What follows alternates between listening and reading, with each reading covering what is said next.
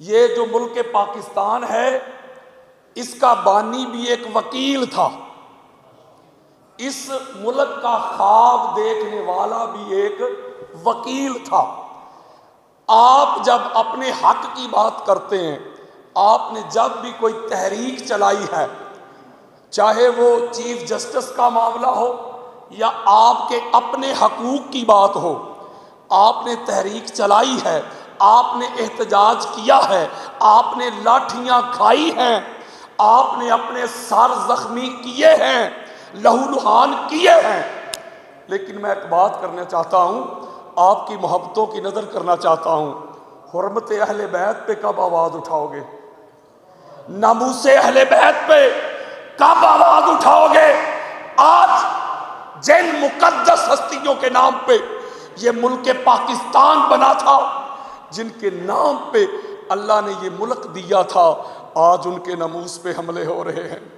تو ہم نے اہل بیت اطہار کو ڈیوائیڈ کر دیا ہے، مقدس ہستیوں کو ہم نے ڈیوائیڈ کر دیا ہے، ان کو شیعہ سنی کی جنگ بنا دیا ہے۔ اللہ کے بندو، اللہ نے آپ کو قانون دیا ہے، آپ کو طاقت دی ہے، آپ کو اختیار دیا ہے۔ آج جس کا جی چاہتا ہے وہ اہل بیت اطہار کی عظمت پہ، ان کے ناموس پہ بھونکنا شروع کر دیتا ہے۔ آپ کیا اس انتظار میں ہیں کہ کوئی بندہ آپ کے پاس چل کے آئے؟ آج تو ساری دنیا گلوبل ولیج بن چکی ہے، ساری دنیا آپ کی فنگر ٹپس کے نیچے ہے، آپ سارا کچھ جانتے ہیں، آپ آگاہ ہیں کہ اس ملک میں کیا ہو رہا ہے۔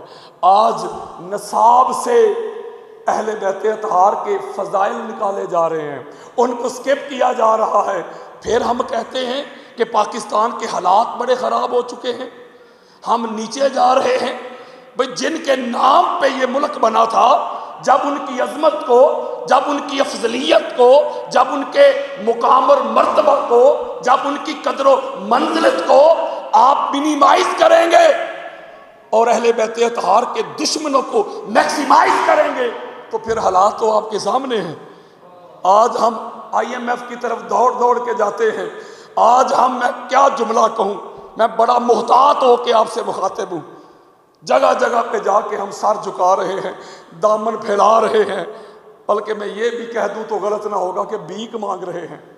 آؤ ان کی دہلیز پہ آؤ، جو قاسم کائنات ہیں، جو کائنات میں سارا کچھ تقسیم کرنے والے ہیں، جو قاسم کائنات ہیں، جو وجہ تخلیق کائنات ہستیاں ہیں، یہ نفوس قدسیہ ہیں جن کی وجہ سے اللہ نے کائنات کو تخلیق کیا ہے، مجھے اور آپ کو تخلیق کیا ہے۔ خدا کے لیے شیعہ سنی سے نکل کر اس گھر کو جاننے کی کوشش کرو، شیعہ سنی سے نکل آؤ، اہل بیت کو چھوڑ کے، اہل بیت سے تعلق توڑ کے کوئی بندہ مجھے اپنا مسلمان تو نہ ثابت کر دے۔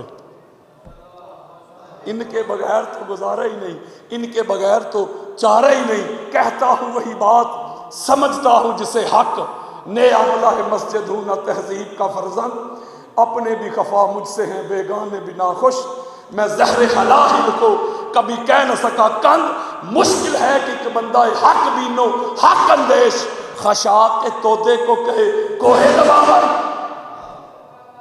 آج دیکھیں، آپ چیک کریں، اپنے ارد گرد دیکھیں،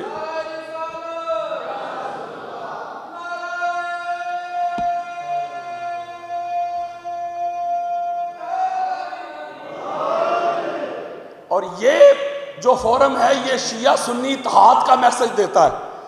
میں آپ کو اپریشیٹ کرتا ہوں کہ پچھلے سال جب ایک گستاخ سیدہ کے خلاف میں نے آواز اٹھائی تھی اور اس کو 48 گھنٹے دلائل دے کے آپ کے سامنے عدالت میں پہنچایا تھا، آپ نے اپنا حق ادا کیا تھا، میں آپ کو سیلوٹ کرتا ہوں۔ اسی لیے میں یہ عرض کرنا چاہتا ہوں کہ جب اگر اس ملک میں کوئی بھی بندہ، ہم اس کی مذمت کرتے ہیں، حضور علیہ السلام کے صحابہ کی شان میں گستاخی کرتا ہے، بے ادبی کرتا ہے، تو ہم فوراً نکل آتے ہیں، اس پر ایف آئی آر ہو جاتی ہے۔ لیکن جب کوئی اہل بیت اطہار کے ناموس پہ بولتا ہے تو پھر ہم کیوں باہر نہیں نکلتے؟ کیا ہمارا دوہرا معیار نہیں؟ یہ ڈوالٹی نہیں ہے؟ نموس صحابہ کے لیے اور ہماری آنکھ ہے اور قانون ہے، تو کیا حرمت اہل بیت کے لیے ہمارے جو سینے ہیں، دل ہے، وہ کیوں نہیں دھڑکتا؟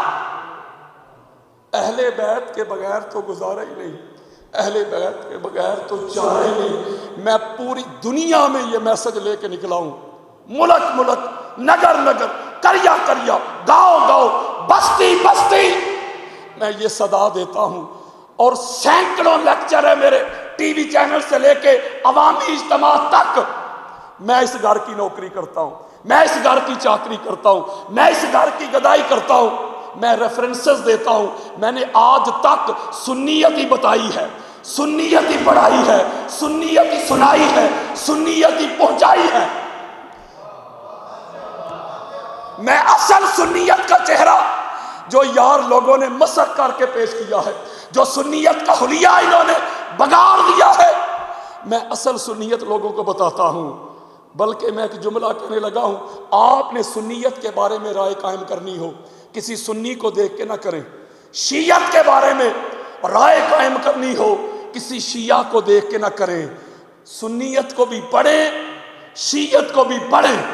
جب آپ سنیت اور شیعت کو پڑھیں گے تو ہر پڑھنے والے کو میری ایک بات ضرور سمجھ آئے گی کہ خرابی نہ سنیت میں، مسئلہ نہ شیعت میں، فطور مولوی کی نیت میں۔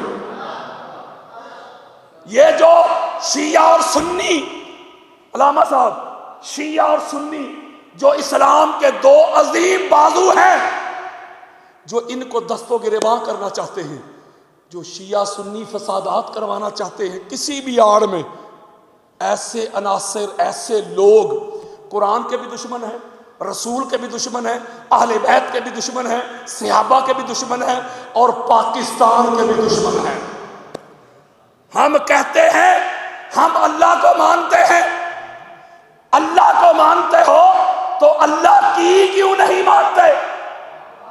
اللہ کہتا ہے لا اکراہ فی الدین، دین میں جبر نہیں، تم زبردستی، دھونس کے ذریعے، طاقت کے ذریعے، قوت کے ذریعے، عہدہ و منصب کے ذریعے، لاٹھی کے ذریعے، غصے کے ذریعے، جلال کے ذریعے، فتوے کے ذریعے اپنا عقیدہ، اپنا ویژن، اپنا نظریہ، اپنا تھاٹ دوسرے پہ مسلط نہیں کر سکتے۔ یہ میں کہہ رہا ہوں، اللہ کا قرآن کہہ رہا ہے۔ لوگ کہتے ہیں غلامی رسول میں موت بھی قبول ہے، لوگ کہتے ہیں لقد کان لکم فی رسول اللہ اسوۃ حسنہ، کہتے ہیں رسول اللہ کی زندگی ہمارے لیے رول ماڈل ہے۔ He is the torch bearer of every sphere of life. آقا علیہ السلام کی زندگی ہمارے لیے رول ماڈل ہے۔ آؤ پھر حضور کی مان لو، بخاری مسلم اٹھاؤ۔ میرے آقا نے عیسائیوں کے لیے، کرسچنز کے لیے اپنی مسجد نبوی کے دروازے کھول کے فرمایا یہ میری مسجد ہے، اپنے مذہب کے مطابق تم عبادت کر سکتے ہو۔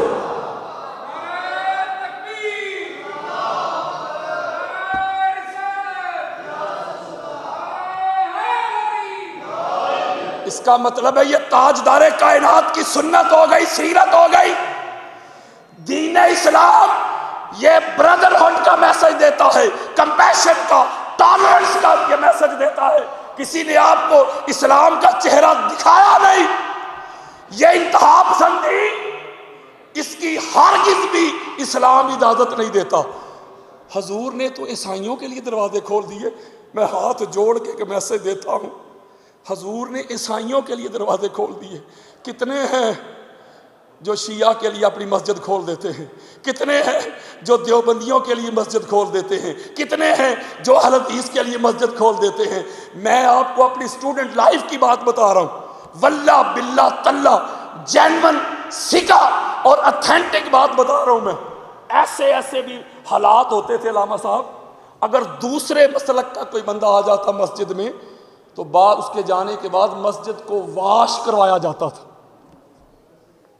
تو نعرے ہم لگاتے ہیں غلامی رسول میں موت بھی قبول ہے۔ یہ کیسی غلامی ہے، یہ کیسی محبت ہے، یہ کیسا عشق ہے کہ محبوب کا حکم نہیں ماننا، بس نعرے لگانے ہیں۔ اللہ کے بندو، سچا محب، سچا عاشق وہی ہوتا ہے جو محبوب کے ہر حکم کے آگے اپنا سر جھکا دیتا ہے۔ آپ دیکھیں نا ایسے لوگ، ذہن سازی ہوتی ہے۔ میں فرقہ واریت کو ملیا میٹ کرنا چاہتا ہوں، میں تکفیریت کو اپنے پاؤں میں روندنا چاہتا ہوں، میں نفرت کی دیواریں گرانا چاہتا ہوں۔ میں ایسے ماحول میں یہ نعرہ لے کے نکلا ہوں، شیعہ سنی بھائی بھائی میں نے کون سا گناہ کیا ہے مجھے بتائیں؟ آج فتوے ہیں، تھریٹ ہیں، گالیاں ہیں، کیوں؟ میں محبت کی بات کرتا ہوں، میں جوڑنے کی بات کرتا ہوں، میں قریب کرنے کی بات کرتا ہوں۔ جو بچوں کی ذہن سازی کرتے ہیں، اداروں میں تربیت ہوتی ہے، میں جنون بات بتا رہا ہوں، نفرت پھیلائی جاتی ہے، نفرت سکھائی جاتی ہے۔ شیعہ کی غم میں شریک نہیں ہونا، تعزیت کے لیے نہیں جانا، ان کے جنازے نہیں پڑھنے، یہ ہو جائے گا وہ ہو جائے گا، اگر مگر اف بٹ۔ اللہ کے بندو، ایسے عناصر کو چیک کرو، پاکستان کی حکومت کو، پاکستان کے اداروں کو، پاکستان کی عدلیہ کو۔ میں یہ میسج دینا چاہتا ہوں، پہچانو ان لوگوں کو جو ملک پاکستان کے دشمن ہیں، جو پاکستان کو کمزور کرنا چاہتے ہیں، جو پاکستان کو فرقہ واریت کی طرف دھکیلنا چاہتے ہیں۔ میں ایک جملہ کہنے لگا ہوں، کوئی رد کر سکے تو ضرور کرے، ضرور کرے۔ اتنی نفرت ہے تم لوگوں کو ایک دوسرے سے، تو جب یہ ملک پاکستان بنانا تھا تو لیڈر ایک شیعہ تھا، ہوئے ہوئے، لیڈر کیا تھا؟ بولو، ایک شیعہ لیڈر کے انڈر، اس کی قیادت میں، اس کی معیت میں، اس کی رفاقت میں، اس کی کمان میں شاہ جی اہل سنت بھی آئے، دیوبند بھی آئے، اہل حدیث بھی آئے، ملے، جمع ہوئے، اتحاد ہوا، اتفاق ہوا، یعنی انفرادیت سے نکلے، اجتماعیت میں آ کے ضم ہو گئے۔ تو جب اتحاد ہوا نا تو پھر اللہ نے 14 کی نظر سے، 14 کے فیض سے، 14 کے کرم سے، ہائے ہائے، 14 کے وسیلہ سے 14 اگست کو پاکستان عطا کر دی۔ اس کا مطلب ہے جب پاکستان بنانا تھا تو اتحاد ضروری تھا نا، ناگزیر تھا۔ بولے یار، آپ وکلاء ہیں، میرے سر کا تاج ہے، آپ سوٹڈ بوٹڈ ہیں، میرے سر کا تاج ہے، لیکن ادھر محبت تو ہے نا۔ اس کا مطلب ہے جب پاکستان بنانا تھا اتحاد ضروری تھا نا۔ آج اگر پاکستان بچانا ہے نا تو پھر بھی اتحاد ضروری ہے۔ خدا کے لیے شیعہ سنی سے باہر نکل آؤ، نفرت کی دیواریں گرا دو، قدورتیں، نفرتیں ان کو ذبح کر دو، قرآن کی طرف لوٹ آؤ، مصطفیٰ کے فرمان کی طرف لوٹ آؤ۔ یہ میں میسج دے رہا ہوں پوری دنیا میں۔